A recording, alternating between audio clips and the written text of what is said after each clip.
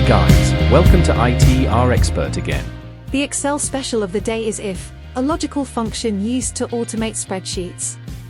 The if function checks if a condition is met and provide an outcome, otherwise, if false it returns another outcome.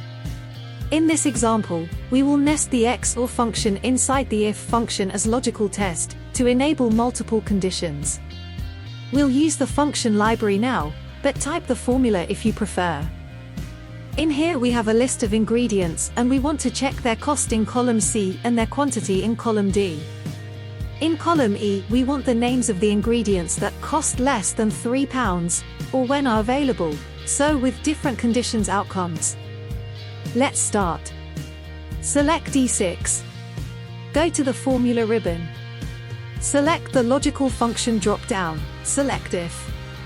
As logical test in the first box, we use a nested XOR function. Let's type XOR, open bracket, C6, smaller than 3, comma, D6, higher than 0, close bracket.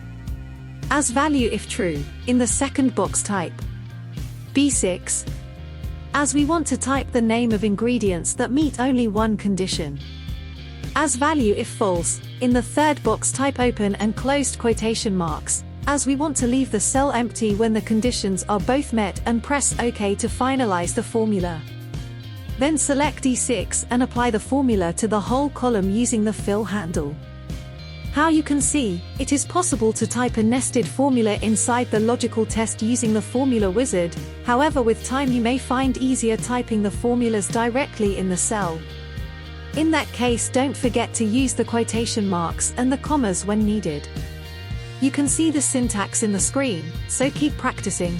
There you go. Follow us for more and write any special requests in the comment. If you like this video, please hit the thumbs up. Subscribe to the channel and click the notification bell. Thank you.